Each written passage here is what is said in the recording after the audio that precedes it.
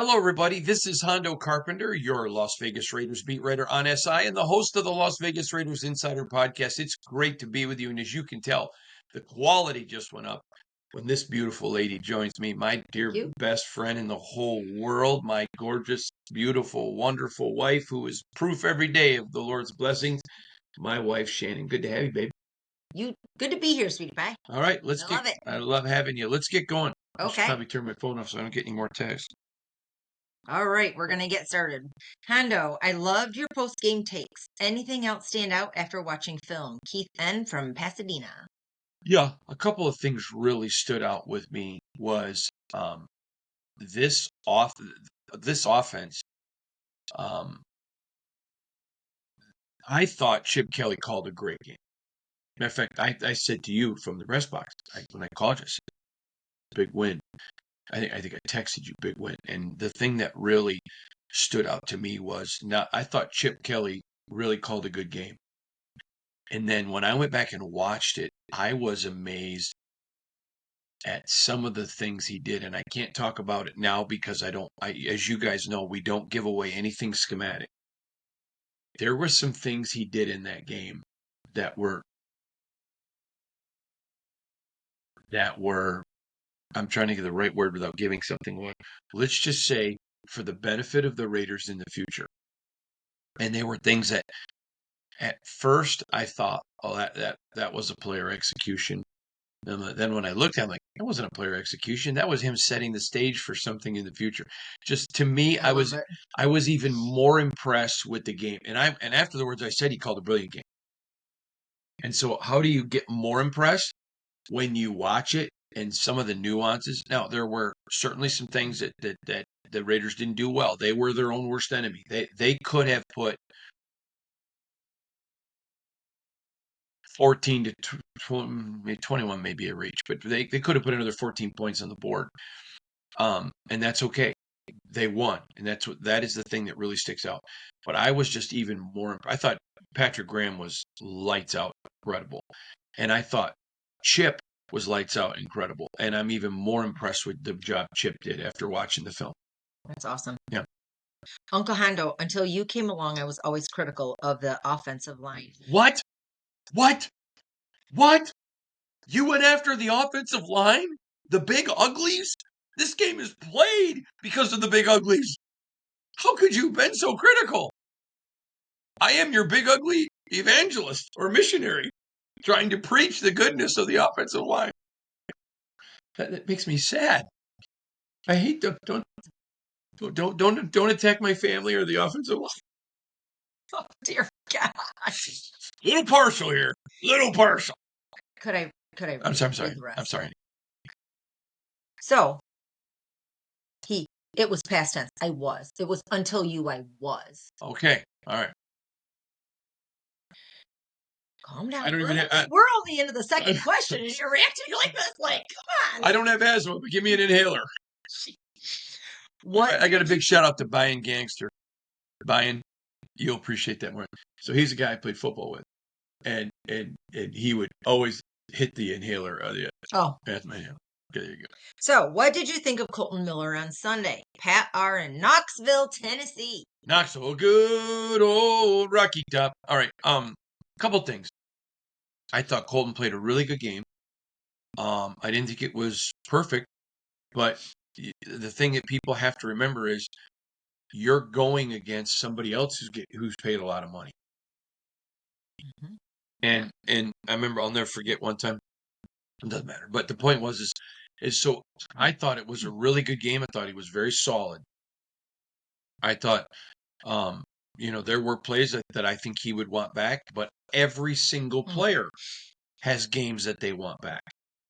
Every podcast I do, I think, oh man, I could have done this different, that different. Oh yeah. That's the normal. You're a nurse, I'm assuming. Absolutely. Every single day. I'll leave work and think, oh, I should have done that, or I should have charted. So I'm not going to sit here and pretend it was perfect, and neither would Colton. Right. But I thought it was a very good performance. And when you slowed it down, and you know how much I watched the offensive line, I didn't even go to bed that night after the game. And I'm sitting at the hotel, and I start watching film, and it's addictive. It's just like it's a drug. It just then it's hard to not watch film.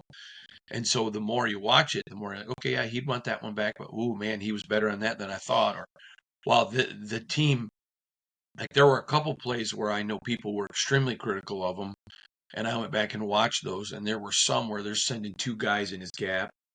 Well, you can only block one, and so schematically there were things that the Patriots did that I thought were really good. So yeah, I thought he had a good game. If I had to grade his game, I'd give it a solid, probably a B plus, and I thought he did really good. And again, there were a couple plays I think he went back, but there were a couple plays that I think people thought he did worse than he did, but it was the schematics of the other team attacking. His footwork was beautiful. It always is beautiful. I mean, he made ballerinas across the world jealous. There was one, but what is so funny? I'm just laughing at everything that you're saying for the most part. There was one play in particular where uh, it looked like he had done something wrong, and it was because they had overloaded his gap, and there's nothing you can do about that. And his footwork, he was able to get a hand and move a guy. He kept his feet solid underneath him. He kept his ankles in front. Excuse me. He kept his shins in front of his ankles and not backwards. And so he literally had his hands, and he looked like Moses parting the water. It was a great play. And that play in particular, I know some people thought he probably did something wrong. And from the press box, just looking at it in real speed, it was like, okay, man, I'm going to go back because I keep notes on that. And as you know, you hate being in press boxes with me because I'm like, Shannon, don't talk. And I'm taking notes, especially on that play. I mean, if his footwork was beautiful, he was like that old hymn we'd sing in church, I shall not be moved. And he had his shins in front of his ankles. They were perfectly square, hand here and a hand here. And he was able to push the outside guy and delay the inside guy who still got pressure. But that's because you're blocking two guys. It was just, I thought solid B plus, but I could see where at game speed people were. But overall, I thought it was a good performance, good side. It wasn't dominating. It was a very good performance, and I think Colton would agree with that. I'm going to find out. I'm going to talk to him this week in the locker room. I'll tell him what I said. Tell him what I told the fan. All right. Stop it, because they're going to think you No, don't. do you want to know what's hilarious? I'm sitting here laughing. This is the reason I'm laughing because you're like, watching film is like a drug. And I'm sitting here thinking about Dexter. I a good boy. I watch TV. Now I know where he gets it. I watch football. But you enjoy watching the film. Not as much as you do because you watch it and you stop it and you break it down. I'm like, I have too many things to do to sit down and break. You're such a fan. Down. All right, let's go. Okay, this is for Aunt Shannon. Thank you. This one. We're at the end already? No, this is a football question for me. And the third one. Aunt Shannon, are you still feeling a Super Bowl? Zeb B. from South Dakota. Well, first of all, Zeb. Zeb. That's our nephew's name. My nephew's name is Zeb, and that's a great name. And we love Zebulon. Zebulon, we love you, buddy. So, are you still feeling a Super Bowl? Well, here's the thing. Hondo said in his very first question that sometimes the Raiders are their own worst enemy. That is the truth, unfortunately. But we all can be. And I'm always going to believe the best. So there you go. The answer is yes. When she found out they won, woo! I'm always going to believe that. I know you are. That's just how I'm going to be. I'm not going. Some fans are downers, and they're constantly, "Oh, they lost." Now that that's not me. I wish they would win every game, go to the Super Bowl. Just, of course, absolutely. That's what I want. All right. They don't want to listen to you in your fandom. They might. They're always going to go to a Super Bowl. They're always going to just. Well, I want them to believe it too. All right, Hondo. Could you share your thoughts on the Raiders letting Trey Taylor go? I know you had high expectations, and I have seen some that hated, some that didn't seem to care. I don't want to overreact, so I would love your thoughts. Kyle D. Yeah, great question, Kyle. So let me say this right here, right up front. I'm not backing down. I think Trey Taylor can play in the NFL. But the problem is this. In the NFL, because these guys are paid a lot of money and there's a salary cap, which he doesn't hurt. I'm not pretending he does, so just hear me out. And there are so few opportunities that when you get them, you have to seize the moment. In fact, I had a great conversation with Dylan Labe in the locker room. In what we didn't put up as a video, only an audio on Spotify and on Apple, you should go hear it about. It looked like his NFL career was over last year with that fumble. And then the new coaches come in, and I remember talking to one of the coaches, and I mentioned him, and they didn't even know who he was. That's not a good sign. Mm-hmm. Okay. And then he just balled out the entire offseason. He played as if it was his Super Bowl and his dream was on the line. It was so, I don't know that there was a Raider on this team I was more happy for. That's awesome. And it was just, it was very, I mean, and as you know, I've grown close to the kid because of my mom being from Providence and all that kind of stuff. And my mother loves him just because of where he's from. It's like when Shane was little and he would root for teams just because of their mascots. Yeah. I like their mascot, Dada. Okay. Anyways, I like their colors, their uniforms See match. that? Yeah. Okay. And so Dylan, and so Dylan seized the moment, and there was no seizing of the moment from Trey. So, and the problem is you can only have faith in somebody so long. Yes. And then there has to be a fish or cut bait moment. Mm-hmm. Okay. And now in the NFL, the third year is your money year, which he didn't get to. But the problem is you just have to give something to get to your money year. Right. And so what I would say is there was a couple plays that Trey made in camp, but they were not overwhelming. I mean, he flashed, but other people flashed more. And so there wasn't enough there for the Raiders to say, okay, we're going to keep one of these coveted spots. There was no sense of he can help us if we have to call him up from the practice squad. Now we didn't see that in Caleb or Charles Grant either, but they're rookies. Mm-hmm. And so that was the complex. So I understand why the Raiders do it, but it doesn't change the fact I think he can do it. And if he gets a shot, he's got to have those moments. You've got to be able to seize the moment. And you've got to be able to take that moment and just give those people those reasons. And and especially for a new staff. Had they not made a staff change, I think he would have made it. But especially with a new staff. So that's why. All right, Hondo, in your opinion, who would be a bigger loss for the entire season, Gino or Ashton? My buddy Kevin and I have a beer bet on your answer. Philip P. from Aurora, Colorado. Okay, well, Philip, to me, that is a no-brainer. I know your answer. Yeah, I mean, the most important position in football is your quarterback. Mm-hmm. Now, listen, I like Kenny Pickett. We're Pittsburgh Panther guys because of the Nard Dog, Donna and Pat, who some of our best friends in the world. We love them, and that's the head coach. So I've got to meet. I'm not friends with Kenny, but I've got to meet him many, many times, including in his coach's office and watched him practice. And I'm a big Kenny Pickett guy. I think Kenny will do a very good job. But I mean, I've been telling you all off season, all training camp, Gino is a master of this offense. And Gino was outstanding on Sunday. He was not good. He was outstanding. I wouldn't give him an A+. I'd give him an A without any hesitation. And I don't think he would give himself an A+. In fact, knowing Gino, that was a B-. I mean, that is why I love that kid. But no, to me, I mean, and I hope we get it. I don't want to not talk about it now, but this is where it hurts me not to know the questions. I have to believe somebody's going to ask about running backs, so we'll get to that in a minute, I hope. And if not, will you remind me to address it before we end the podcast? But I'll just say this. I think there was just so much overreaction on Geno's and Zamir's running production. So much overreaction. I mean, they sold out to stop it. I mean, there was one play, especially watching the film, they had 9 guys in the box. So you have 5 guys blocking against 9 defenders. Okay, you're not going to be able to run. Mm-hmm. And so Mike Vrabel, which I told you all last Thursday, I think it was, his traditional MO is I'm going to make you pass the ball on me. And the Raiders were like, okay. And Gino throws for 360 something and 70% completion rate. Okay. It's like if somebody told you and I, go take a nap. Okay. Okay, we're exhausted. So, anyways,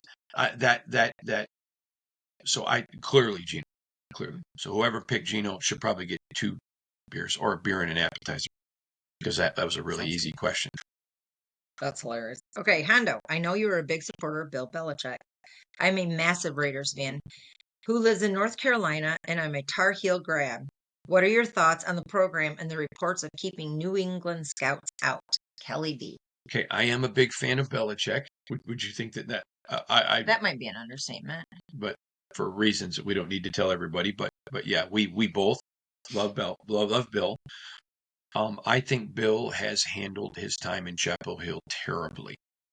I am very disappointed for him. Um, to me, he's not getting any good advice. Mm. I think several things that he's done has really hurt him. So while I am a huge Belichick guy, I care about him. I I want him to do well. I have zero animus against Bill. Every dealing I've ever had with Bill, he has been wonderful to me. Um, I I cannot believe that it has been a colossal failure. That's too bad. I think the way that he's handled almost everything he's done there has been terrible, and that's disappointing because I want him to do well. Bill Belichick is a good guy, but this has not gone well, and I think there's a myriad. I could give you right off the top of my head probably 12 things that I think he made really bad mistakes.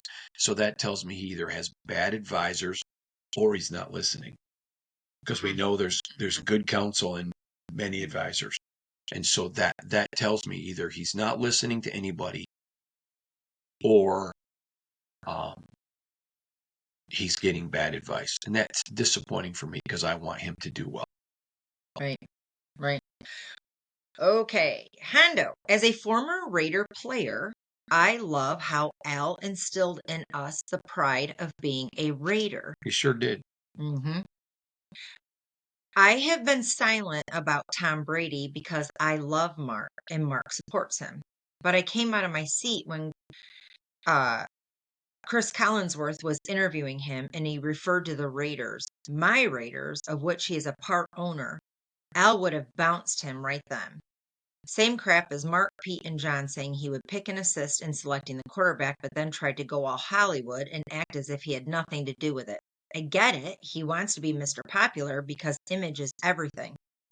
But in Raider Nation, it's about us against everybody. As a former player, I'm sorry he's not one of us. And I know others who are just as skeptical. I actually have a note that says a few on the same subject. So let me read this one real quick. Hondo, I saw an interview with Tom. So that was the interview from a player. This was from a former player, but then I have a note right here.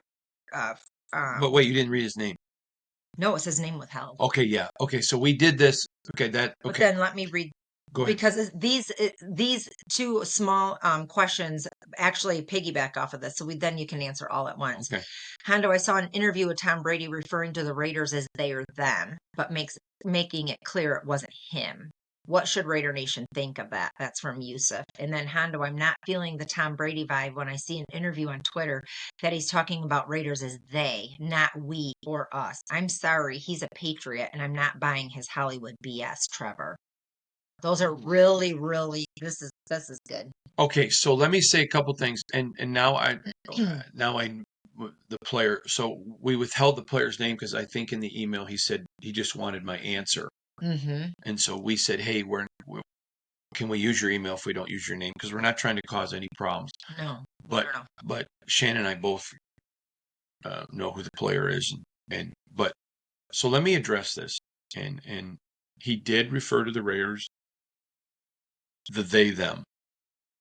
And I'm gonna say this to you because I'm always gonna just be blunt with you. I don't think it was a good look, but I don't think it was him being ashamed or embarrassed to be a Raider. So let me explain what I mean by that. I believe that people earn grace. Okay, and then there are times where you get grace you haven't even earned it. I mean, how many times in my life have I gotten grace that I didn't deserve? But Tom Brady is walking the tightrope that no one has ever walked before in the history of the NFL. And it is a tightrope where he has this humongous deal to call games on television, and he's a part owner of a team. And so you don't want, let's say that he's calling a Kansas City Chief game. Well, the Raiders hate the Chiefs and the Chiefs hate the Raiders. And you don't want to put him in a position where it looks like his commentary is biased. Yeah. Okay? So he's really trying to walk a tightrope. I don't think it's Hollywood. I really don't. And I would tell you if I did. I have had Tom is not a friend. I'm not trying to in any way imply that he is. I've had a few dealings with him because, as you guys know, he and I share a very close friend, Brian Hoyer. And Brian is a close friend. I love Brian, and Brian loves Tom, loves him, doesn't like him, loves him. And I trust Brian immensely because we're close, and I'm close with his parents and his siblings and all of that.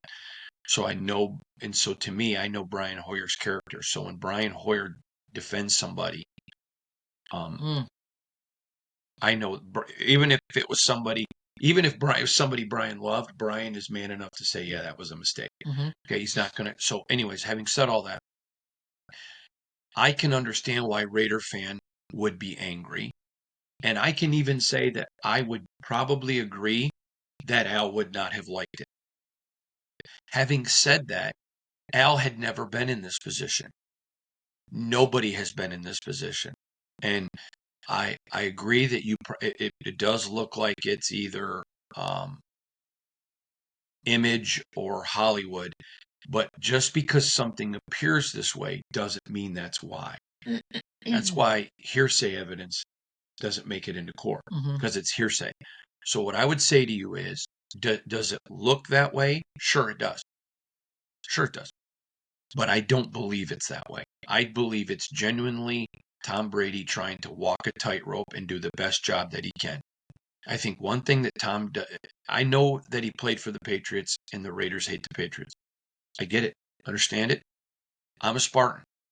I have lots of friends that are Wolverines, but it doesn't mean I'm ever going to like the Wolverines. I get that. I understand it. It's passion. It's in your blood. You guys think we're kidding? My children are not even allowed to use blue or yellow crayons. We just don't. That's Michigan colors. We don't wear them. We don't wear them other than blue jeans, and we don't color with them. I'll never forget. Or scrubs. Yeah, I know. But well, that's because I you have know. to at work. Yeah. It's my uniform. But my point is I remember my son Shane, Mrs. Wolf, kindergarten, and they're coloring this duck, and he would not put blue or yellow, and she's like, "But this is the picture I want you to do." And he goes, "No, I don't use blue or yellow." And she looked in his little crayon box, and there was no blue or yellow crayons because we take those right out. You're not allowed to wear them and use them. And she knew. I mean, she was friends with us, so she knew us. And she's like, "Can you please just tell your?" I said, "No, no, we just don't do it." And so, all right. Having said that, I get all that. I understand the rivalry and why Raider fan doesn't like the Patriots. But I really think it's more of walking a tightrope. And I'm going to tell you this: I'm not indebted to Tom Brady. If I felt like Tom was wrong, I would tell you. I would tell you. I think he's trying to desperately walk a tightrope here. And I think he's going to make mistakes because he's not perfect. And I just don't see it the way others do. I can see why others see it that way, but I concede that, but I really sincerely, and I would tell you if I did, I don't see it as Tom distancing himself. I really see it as him trying to walk a tightrope and trying to avoid trouble. That's my genuine, heartfelt belief. All right. Hey, Hando, I'm wondering if the reason for Spillane and Myers has to do with the front office plan for team building. I've never understood why they didn't tag Spillane with at least the restricted tag, given how good he has been playing. And as far as Myers, a great WR that any team would be lucky to have. However, for me, a true number one is a game changer that can take over a game no matter what the defense does, which is not very common. So, do they see their position group or overall abilities as not worth the compensation they're asking, and why? Thank you. Doug H. from Colorado. Well, I don't want to talk, Doug. I don't want to talk about Spillane because that was such a colossal mistake by the franchise. Tom Telesco was going to do a deal, and again, I don't blame Spytech for that because it was the inconsistency of the franchise that allowed Spillane to leave. Terrible, terrible, but that's not on Spytech. Having said that, I take a little bit of umbrage with all these people. He's not a WR1. Okay. First of all, how do you want him to be a dominant player when he hasn't had a quarterback that could get him the football? Mm-hmm. It doesn't work. It doesn't work. Mm-hmm. You don't have to have a dominant quarterback to have a dominant running back. You just have to have a decent offensive line. Look at Barry Sanders. But as a wide receiver, you got to have somebody that, I mean, he caught every ball thrown at him last year. Every single ball thrown to him, he caught. So that either means you're not throwing it to him enough. Mm-hmm. So again, you got to have a dominant receiver who can just take over a game. Okay, so what happens in games where they couldn't run the football? Luke Getzey and the bad offense. I mean, and the terrible offense last year. Mm-hmm. So people knew they were going to throw the ball. And so teams were double teaming him and then leaving Brock single coverage. And look at how Brock played. And then, okay. So then they doubled Brock and doubled Jakobi. And they at least threw the ball to Brock. So again, I would go back and take umbrage with him not being a WR1. And I can tell you this, there are lots of NFL teams, including as of late, who have called the Raiders wanting to trade. And the Raiders are like, no, we're not trading. And again, it's just like I put a tweet out last week about the Raiders, about the Lions paying big money to their wide receiver. And I put, he may not make this kind of money because I don't think he's that receiver. I wasn't even saying he should, but every time the market goes up, it goes up. Remember, a rising tide lifts all boats? It goes up for everybody. The Raiders are but they're going to get a compensation pick. Okay, at the best, a fourth round. Okay, and if you would have traded him before the season, you would have gotten more than a fourth rounder. You say, I don't believe that. I don't care what you believe. We've talked to teams who we know what there was available. So you're going to keep them? Oh, but we got a fourth rounder. Tell me the last fourth rounder that the Raiders picked that just dominated or impacted early like Jakobi has. The point of the matter is that if you're not going to take them, you take the higher compensation. If the Raiders don't think he's part of the long-term plan, okay, I'm going with that. I trust Pete. I trust Spy. Then trade him and get the production. Right. But if not, you're either going to have to franchise him, which you're going to way overpay him. Because I'm going to tell you right now, it isn't going to take $30 million a year to get Jakobi. I know for a fact it wasn't going to cost that at the end of last year, and not even close. And then, or you're going to have to franchise him, or you're going to have to way overpay him. So to me, this has been a completely bungled situation. And again, not because they didn't resign him. It was, if you would have said, hey, you know what, we think coming along, we're going to be okay long term. We don't want to put that much money in our wide receiver. Okay, I disagree, but okay. Then you trade him last year and get a lot more than a fourth rounder. Completely bungled situation. Very disappointing. This next question, I guess, is I was just reading it, is very similar. So, but I don't want to ignore it because Alessandro is from Italy and was basically wanted the same question. I like very much the direction this franchise and this front office are heading towards, but I'm disappointed about the Jakobi Meyers situation. Obviously, I'm not acknowledged enough about negotiations, but I would like him to get a deserved extension. My question is, what is the message that passes to the locker room? That's a super good question, in addition to what he just talked about. How can the locker room react if Jakobi will not be adequately rewarded? Great question. I can tell you this right now. There is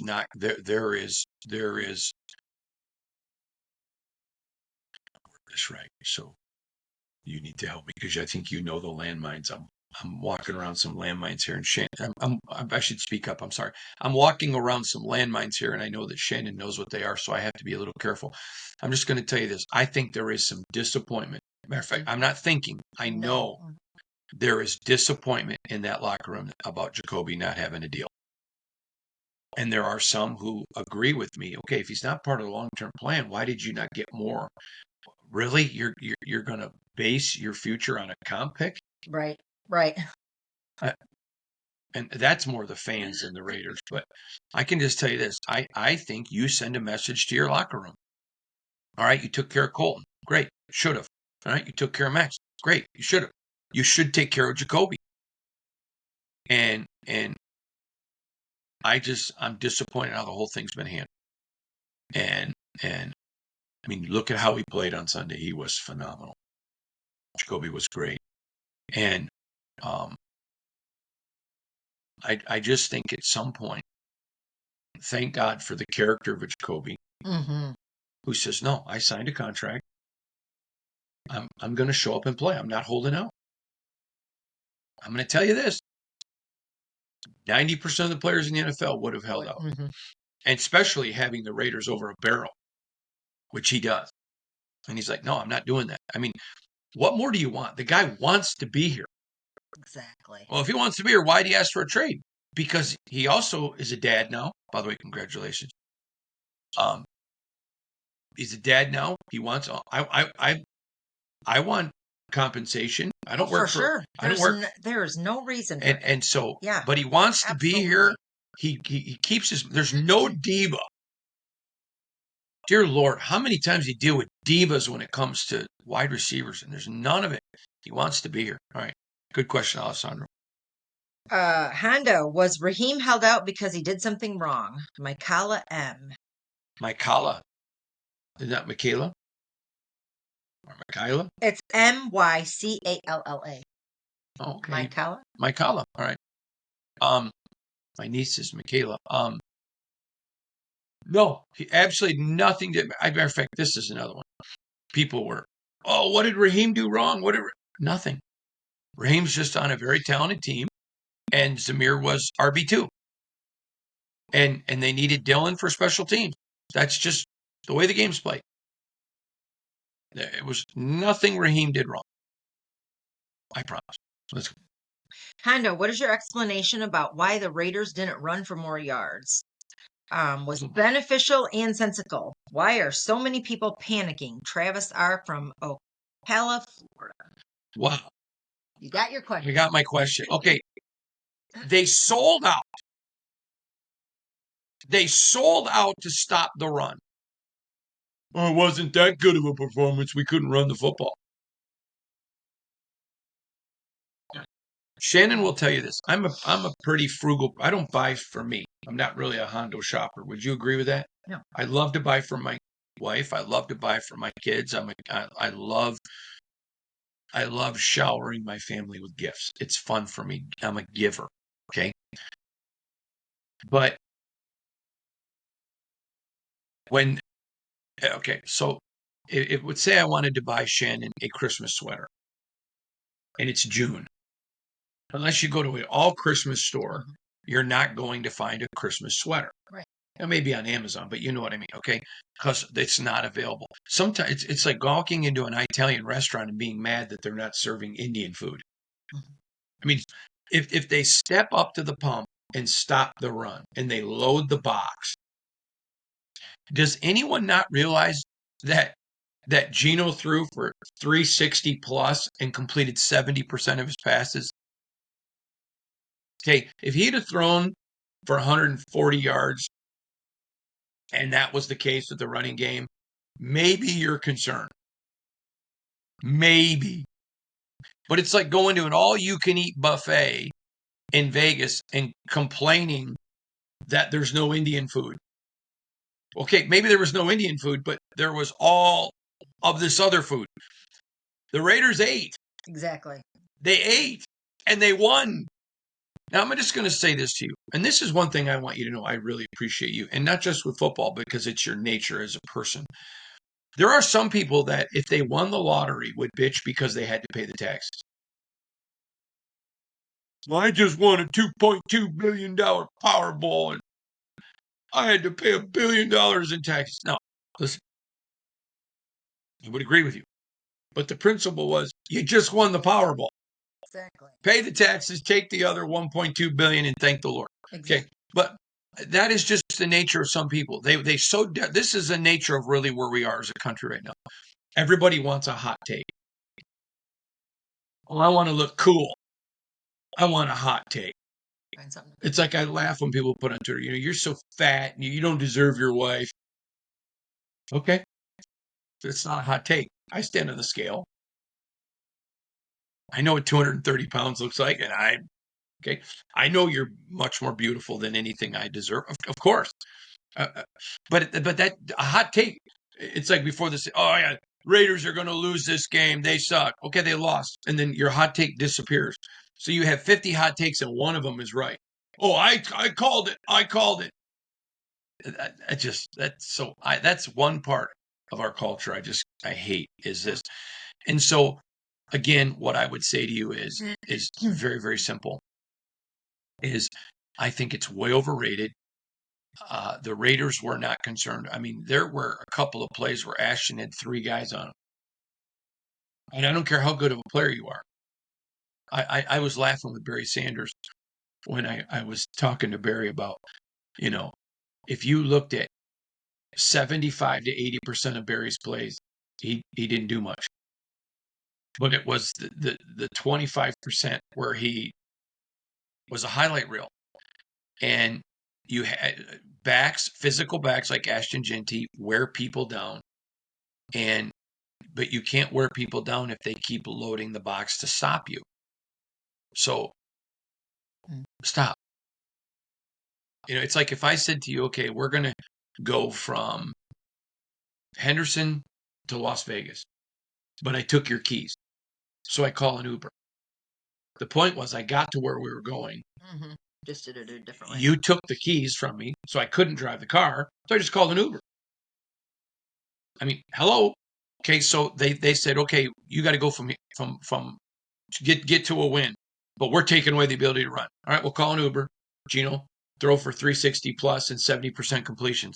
I mean, some people they just so desperately want to sound intelligent.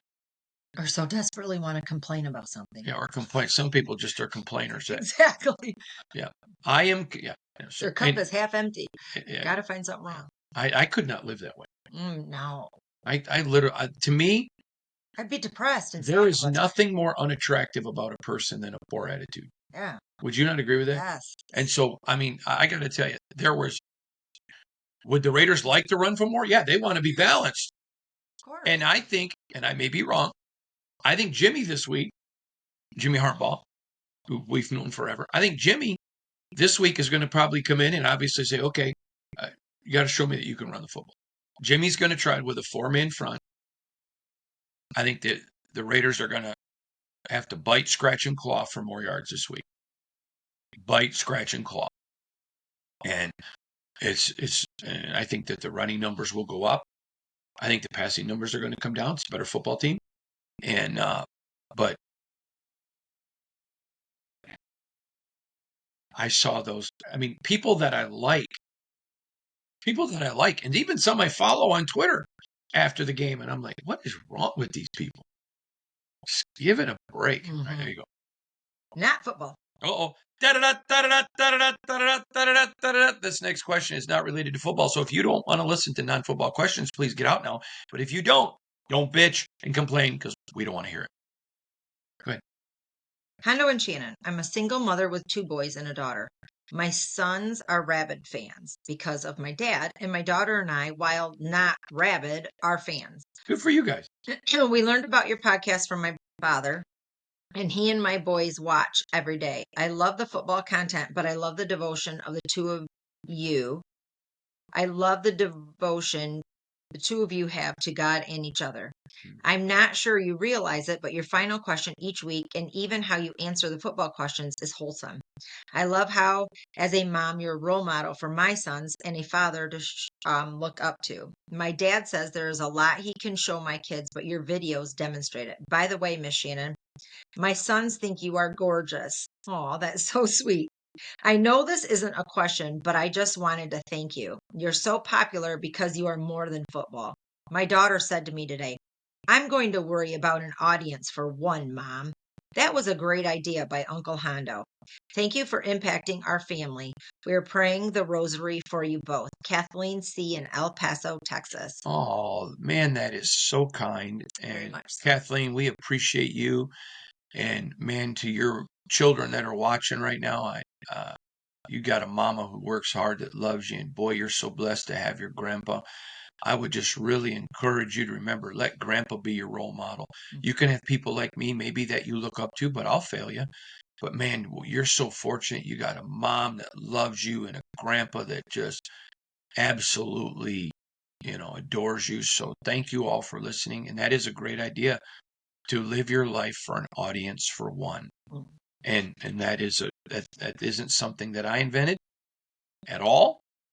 But it is something that I practice. And as far as, being devoted, I am devoted to Shannon and to the Lord. And it doesn't mean I don't fail them both, but you want to live your life, be devoted. Whatever you do, you want to do wholeheartedly. Just do it and be devoted. That's the way to do it, isn't it? Mm-hmm. What a wonderful family in El Paso. So thank you all for that. Appreciate that. Was very kind of you. All right, everybody. We have one more. Uncle Hondo and Aunt Shannon, my husband and I are thinking about adopting. Would you do it again? Melissa Riles. Well, Melissa, first of all, I can tell you right now, we are thinking about it. If the opportunity presents And itself. we're thinking about a potential of a brother-sister group that was just recently presented to us. But yeah, we were talking last night about names. Mm-hmm. If it's a boy, we would name him probably Titus. I want Titus Barnabas. Shannon does That's not. up for negotiations, What? Titus. Titus. We both agree on Titus. I like Barnabas as a middle name. What was the other one? Frank. My dad's name is Frank. So maybe Titus Frank. And then for a little girl, remember? Well, there's lots of things. Caroline Emily. Probably Caroline. Caroline Emily. So that would be her name is Caroline Emily. And I always loved the name Emily since Michael W. Smith's song. You're an angel waiting for wings, Emily. I love that song. Great song by Michael W. Smith. But anyways, so again, probably Caroline Emily or Titus Barnabas. Titus something. I love Barnabas. I've always wanted We'll to name our next. We should have named Moses Barnabas. No, we're not naming a dog Barnabas. We're going to. Well, we named a dog Ernest, and that's Dexter's middle name. And that's because we didn't know that God was going to give us another child, or we wouldn't have named our dog. But no, but I like Titus Barnabas and Caroline Emily. We agree on Caroline Emily, and we agree on Titus. We just don't agree on Barnabas. Titus Barnabas. No, because you won Dexter Ernest Wayne. Although I really like Dexter, and I was whatever. I wanted Dexter Wayne, and that's all right. Dexter Ernest Wayne. But anyways, so yes, absolutely. Stay tuned. Yeah, stay tuned. But we are. If the opportunity presents itself, absolutely, that's what God wants us to have. Oh my gosh, yes. We would take 100 more kids, and we love being parents, love it. And I would tell you this right now: it is not an easy process. But tell me something of value that's easy. Right. Oh, for sure. And I'm going to tell you this too. A lot of people will tell you that if you adopt, it's not your own, so it's not easy to love them. I can't tell you how many times I've heard it. Do you love them like your own kid? What? He is my own kid. He is our kid. Like, I can't tell the difference between him and my others. And if you went and saw his birth certificate, or you watched him with his brothers, he's ours. You could go right down the list and ask all the kids. Oh, his siblings love him. So let me just tell you, not only would we consider it, we are considering it. Titus Barnabas and Caroline Emily, we love you. And we are considering it. And absolutely, I would tell you it is a great thing. I think there are some things that you have to be careful about. And if you want any more of that information, just feel free to email us and we'll be glad to give it to you. But I think there are some more things you have to be careful of. But um, it is not an easy process, but it is incredibly rewarding. Incredibly rewarding. And it is a blessing to your life. The Bible tells us that children are a blessing from the Lord, and that is true. And it doesn't mean that when they become adults that there isn't times you're like, I wouldn't make that decision. And to all of our kids who are watching, love you guys. You know what we're talking about. Not going to embarrass you. But it doesn't mean that they don't make decisions and you're like, what is wrong? Why are they not talking to us? What are they thinking here? And we're like, keep our mouth shut. They're adults. And so, but it's a tremendously rewarding thing. You will love them. You will not be able to tell the difference at all. But there are some pitfalls to it, and we would be glad to steer you through those pitfalls a little bit and help you. But it is a tremendously rewarding thing, and any time that God can add more children to your quiver, we'll take it. We'll take them, and it is being a parent is a wonderful, wonderful thing, and so I encourage you to do it. All right, Raider Nation, see you again tomorrow. God bless you all.